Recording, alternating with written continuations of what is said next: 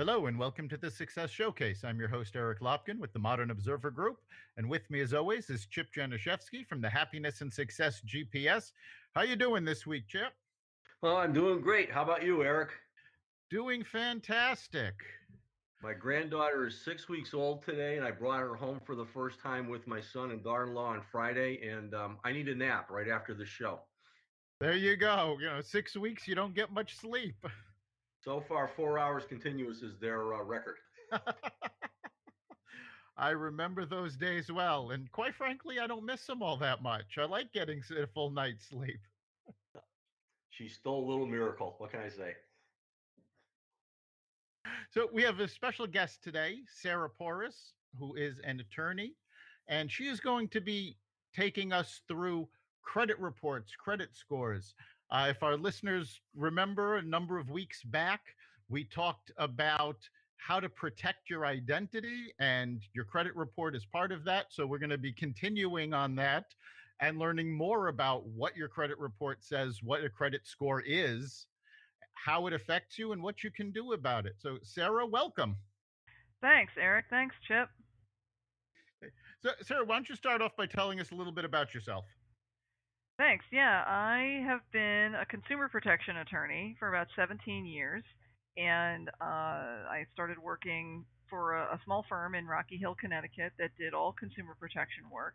After about a year there, I found I was focused solely on the personal, I call it the personal financial crisis stuff, the people who were being harassed by debt collectors, people who were being sued for credit card debt, unpaid credit card balances, people who had identity theft. So I was looking at their credit reports of people who saw a major change in their credit score or needed to improve their credit score to purchase a home or a car or something like that. So I found myself suing debt collectors and suing credit bureaus and suing auto finance companies for the way they reported information on credit reports or for harassing people, as the case may be. And when I went out on my own, I continued to review credit reports for people and work with them on disputing information on their reports that they deemed inaccurate or out of date. So I, I read a credit report like a doctor takes a pulse, right? People are embarrassed. What's funny is I always ask people, when's the last time you saw your credit report? And they go, I don't want to see my credit report. Like, oh, I don't want to look at it. And my response is, well, everyone else is looking at your credit report. You may as well see what's on there as well. So I recommend everybody check their credit once a year, just for accuracy, if nothing more. I don't really care. The dirty secret about what I do is I personally don't really care about credit scores, because when I'm talking with someone about who wants to buy a house or buy a car, I know credit scores are important, but what your score is relative to you. So if you say I have a 650, that may be fantastic for you, but it might be terrible for the next guy. And so your score is what it is for yourself. I look at accuracy. So when people look at their credit report, they should be reviewing credit reports for accuracy. So that's kind of an overview of how I approach credit reports and credit scores. Well, let's take a step back, start with some basics, because people hear about credit score and credit report all the time. But what exactly is a credit score? How is it determined? And what information is in your credit report? All right, so a credit report, I'll start there, is a compilation. There's three major credit reporting agencies: TransUnion, Equifax, and Experian. And think of them as like Chevy, Dodge, and Ford. Okay, they kind of produce the same thing with some variations. And they compile information on you, computer generated reports um, that are a compilation of your use of credit. So if you have a home mortgage, your monthly payment history and the amount you owe and your monthly payment amount will be reported to the credit bureaus. If you have credit cards, the name of your account and how much you owe and what you pay typically per month and whether you pay on time will be reported to the credit bureau. If you have medical debt that's gone into collection, if you're behind on utilities, if you've had a bankruptcy or if you have a tax lien, generally that information is either provided to the credit bureaus or obtained by the credit bureaus so that they can put together, a several page profile of your use of credit. And that the purpose of that is so that if you, Chip or Eric, want to lend me money, you're going to look at my payment history on my accounts. And if I've paid everybody on time, I'm a good credit risk, right? If you lend me money, I'm likely to pay you back too. If I owe, if I'm maxed out on every account that I have open, you're thinking, maybe she's borrowing money from us to kind of get out of trouble with someone else, or maybe she's gonna at some point not be able to pay us back because she owes all these people so much money too. So it's a general financial profile of how you use credit. That's sort of a summary.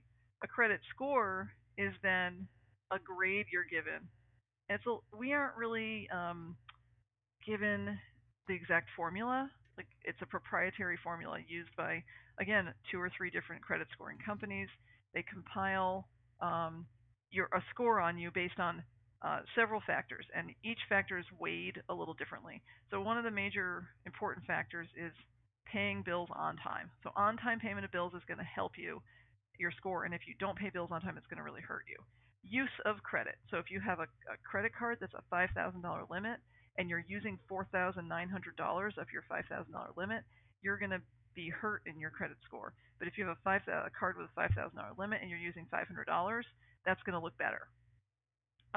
Age of accounts. So if you're 80 years old and you've used credit for 50 years, you've got a 50-year credit history, that's going to weigh in your favor. If you're 21 years old and you've only got a 1 or 2-year credit history, you're going to have to build up. You're going to have to get older and have more of a history there. Any other questions about that? Oh, yeah, you had mentioned that there's three different credit reporting bureaus. Correct me if I'm wrong, but each of these bureaus has a slightly different formula for figuring out your credit score. So you could have different credit scores from each bureau. Correct. And I'm going to just split the hair here a little bit and just say that each of these bureaus uses a different company's credit scoring system, or there's a subsidiary, right? So there's FICO and there's Beacon and there's a couple of other names. So yeah. So I mean, again, that's not so important. When you get a credit report, you can get free credit reports, but you have to pay for your score generally, just so you know, unless you're with some company that you've given your credit card number to obtain that information. And yes, I agree that you look at each report, you're going to find slightly different information and you're going to get a slightly different score. One of the differences I notice in information across the three credit bureaus is, for example, TransUnion's really good at this, Experian is really good at that, and Equifax is really good at the other thing. So like Experian will have the most variations on your name spelling. Like, so this is what happened when my husband and I bought a house. Um, Someone had spelled his last name wrong, and it got onto his credit report, so he had to prove what his real name spelling was. That probably happened with me too. And the reason Experian, for example, likes to show the maximum number of name spelling variations is in case you're trying to borrow money under someone else's name or a variation of your name. And so Experian, that's their thing, right? They can sell their product to people who care about that.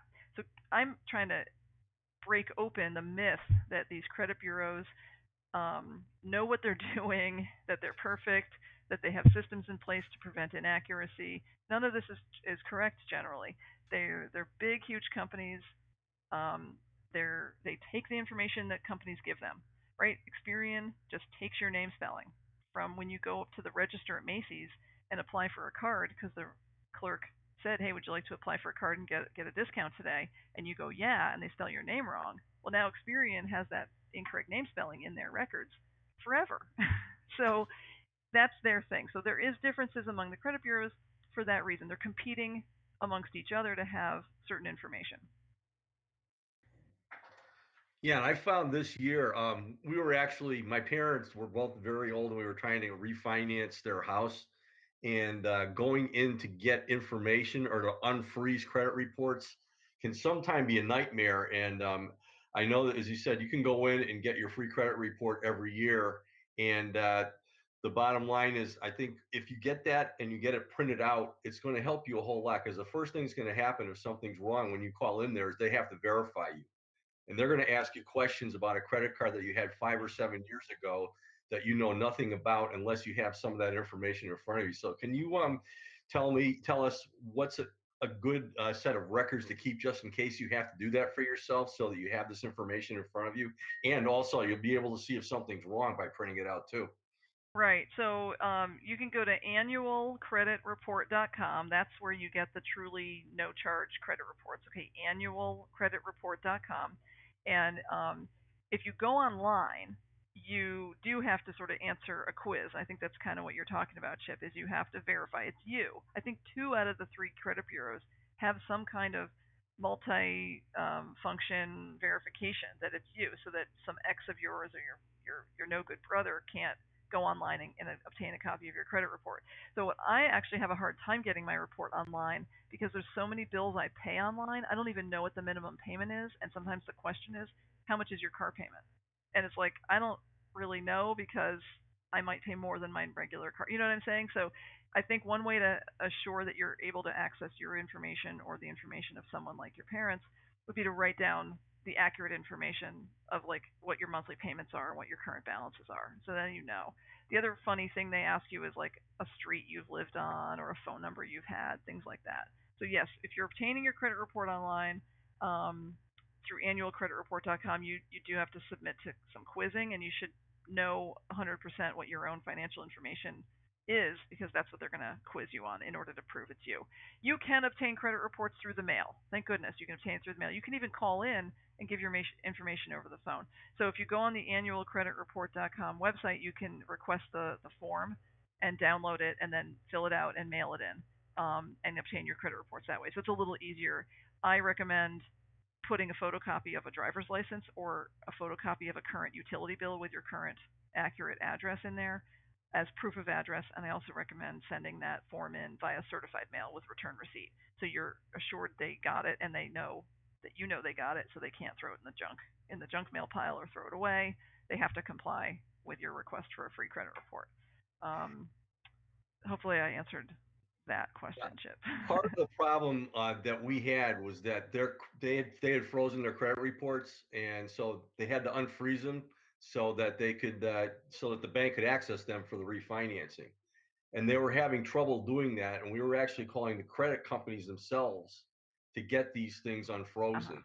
And they were Got it. asking the questions that were on that. And fortunately, I was sitting down with a very good banker who knew exactly what to do with this kind of stuff. And I had a paper copy of one of their credit reports with there, which we were just reading stuff off of. So, Right. talk to us a little bit about whether you should be freezing your credit report or not, and different scenarios where you should do that. But understanding that if you do freeze them and you have to unfreeze them at some time, talk a little bit about that too, because It could be troublesome. that'd be a It's nightmare. it sounds like your parents, who I'm assuming are maybe you say they're in their 80s, or even older, that they needed their credit frozen for a particular reason, either to protect it from themselves, because sometimes older people can be more susceptible to things, and maybe they ask that their credit files be frozen in order so that they wouldn't be tempted or others would not be tempted to take advantage of them. Um, or they had been a victim of some kind of fraud and they froze their accounts. But yeah, there's a fraud alert system. You can put something like a 100-word or a 400-word statement on your credit. You can ask that you be contacted before any any new activity, or any new inquiry or any new application for credit be made under your social security number. Um, I don't have a ton of experience with that, Chip. Just some personal experience similar to yours as well, where I was a victim of I wasn't a victim of fraud, but remember, like the state of Connecticut, some employee lost a laptop, so I was provided like credit freezing services for a while, and I had to go through like multi-factor verification if I needed credit. Um, so I had that problem as well. But it Yeah, can be good to do the fraud alert or the message on your credit to say, don't allow anyone to apply for credit without calling me, in order to protect yourself. And I'm seeing my in-laws age, and these phone calls come in, and they say, and fill in the blank with whatever fraud of the day is popular. And I'm concerned that my in-laws, my mother-in-law in particular, sometimes thinks every email she gets is serious, or every phone call she receives is a real email or a real phone call that she needs to pick up and have a conversation and provide the information that's being asked for. So it can help. It could be a good tool if you know your parents are older and you're concerned that they may fall prey to that kind of scam. So yeah. I think what happened was my sister wanted to freeze that, and I guess my wife who's been in finance for a long time had done the same thing for us, just so that people couldn't access our credit scores randomly. Uh huh. And but going in there and unfreezing them, actually, because we were going to be guaranteeing stuff or whatever, we had trouble with our own as far as getting some of the stuff unfrozen too. So I just caution people out there that it is kind of a nightmare actually dealing with the credit companies themselves to take the freeze off once you do that.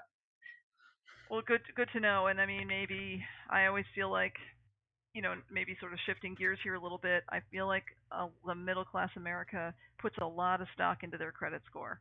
I started seeing this many years ago. One of my first credit reporting and credit score issue clients was, he called me up one day and he's like, Sarah, my score went down 18 points since yesterday. And I was like, wait, you can't watch it. It's like the stock market. If you look at it every day, it's going to freak you out. If yours went down, everybody's went down. They're kind of a fluid thing. Um, I also realized from that client that this guy really connected his score with his value as a human being, or his how he was doing as a grown up. Like he treated it like his adult grade. Like, I've got an 800 credit score, I'm a good adult. It's like, well, it's kind of an indication that financially you've had no bumps in the road in recent past. It isn't a judgment call or a character flaw if you have a bad score. It's just things have happened to you.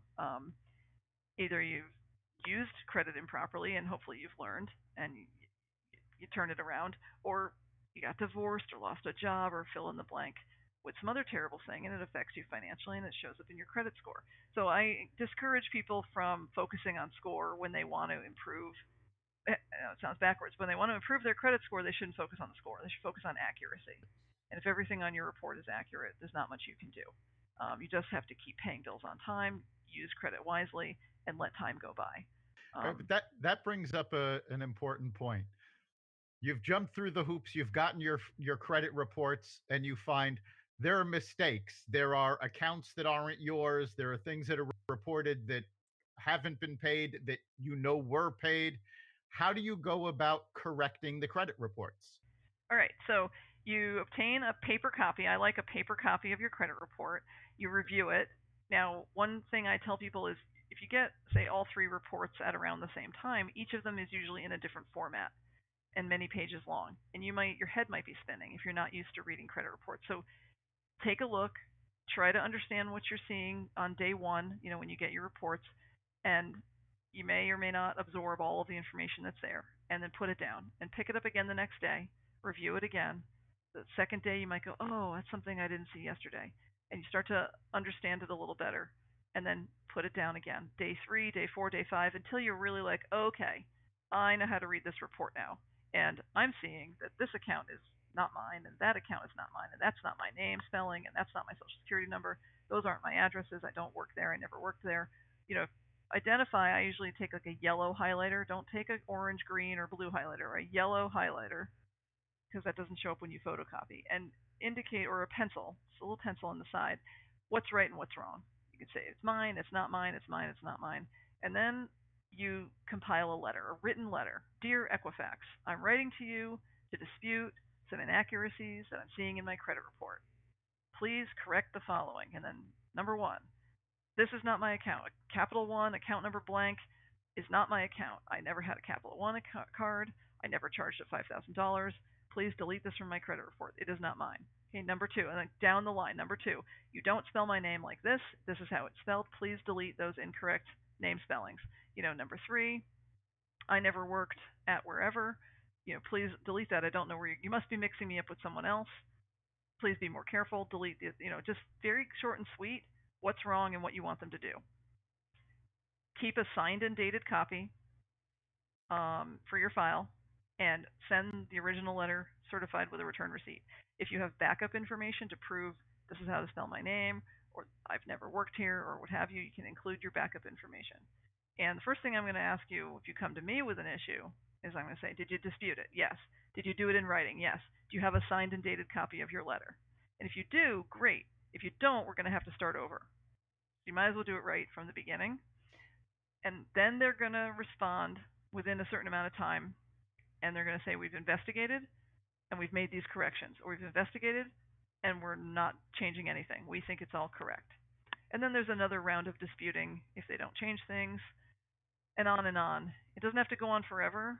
Um, if you're at the midst of trying to get some credit, you're going to have to try to apply again for credit in order to have any kind of rights against the credit bureaus or the creditors who are inaccurately reporting information. In order to, you're going to have to be denied in order to have the right to sue. You have to have some damages, and being denied credit is considered damages. So, obtain your written credit reports, review them carefully till you understand them, draft up a dispute letter of anything inaccurate, mail it certified with a return receipt, wait for the results. If there's still inaccuracies, keep working on it, and get some guidance from someone like me who knows how to review them and how to dispute properly and what your next steps are.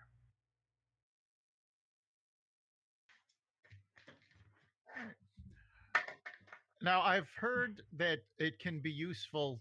We've said there's three different credit reports. You can get them each once a year.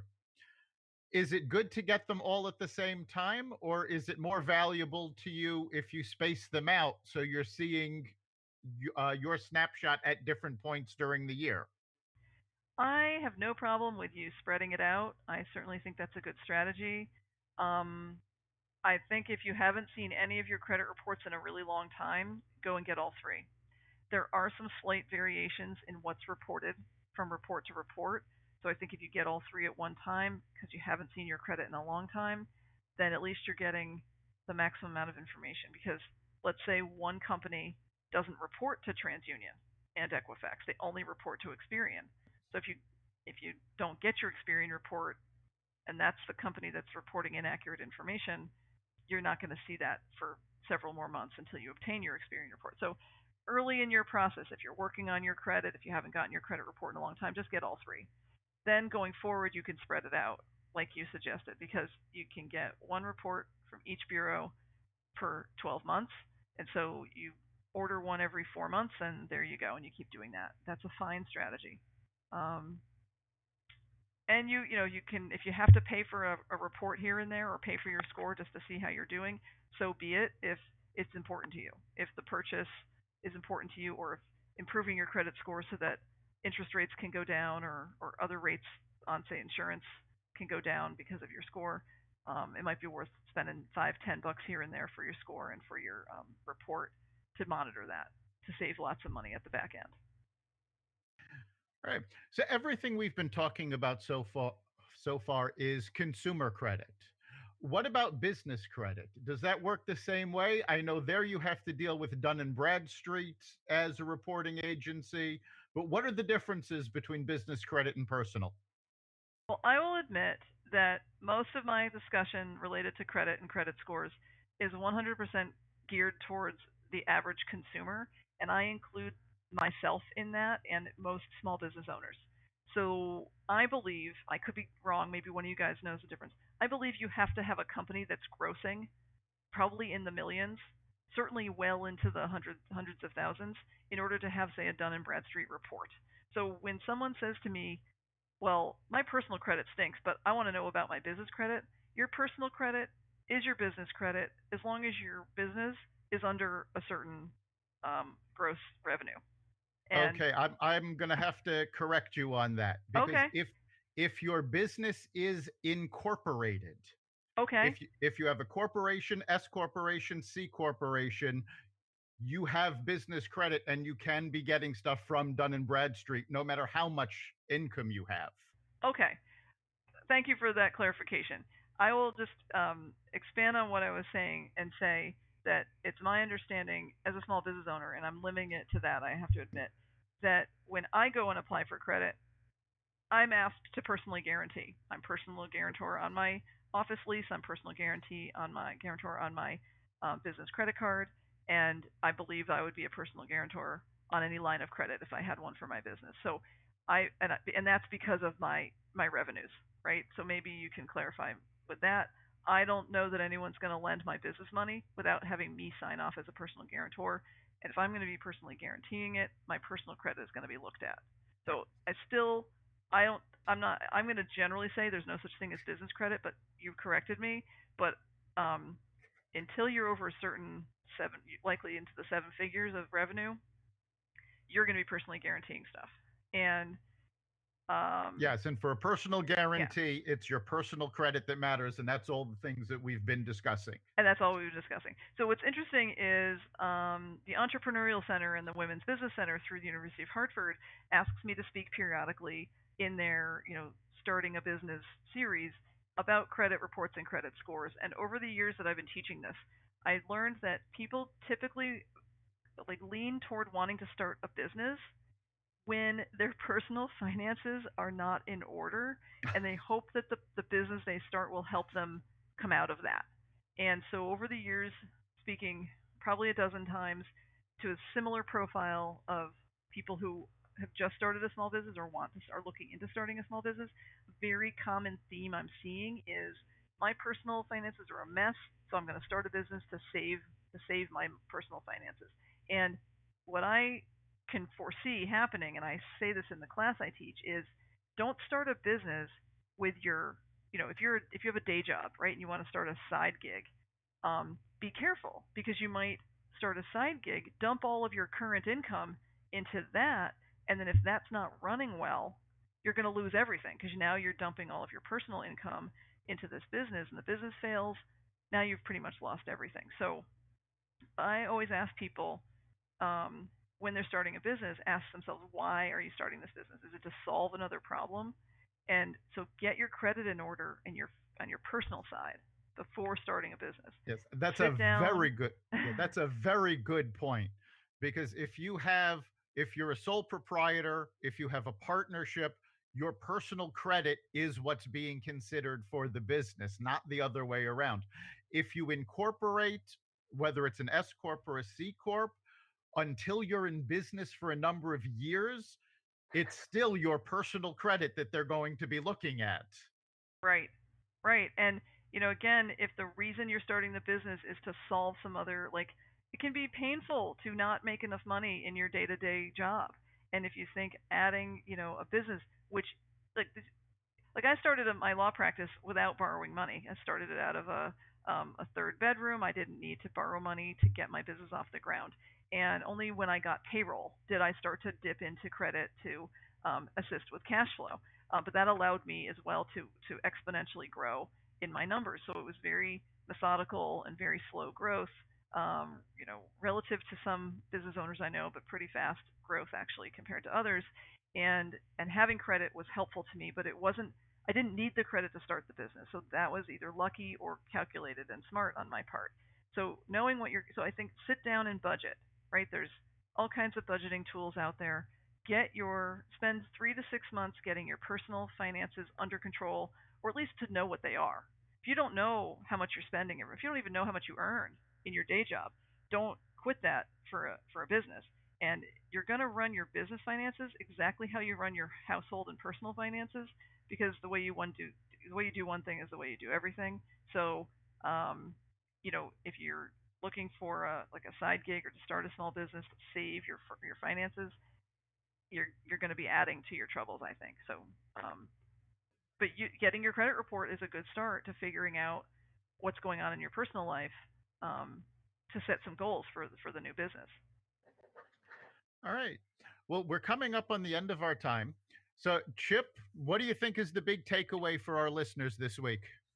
Well, we've heard a lot of what we should do as far as monitoring things in case things go wrong. But I think the most important thing that's been said that we were really talking a lot about at the end is to do this right from the beginning. You have to do your planning and so on and so forth so that things are less likely to go wrong with you as far as credit goes when you're moving ahead. When you do start a business, no matter what you're doing, if you get a line of credit, you're going to have to personally guarantee that with your personal assets.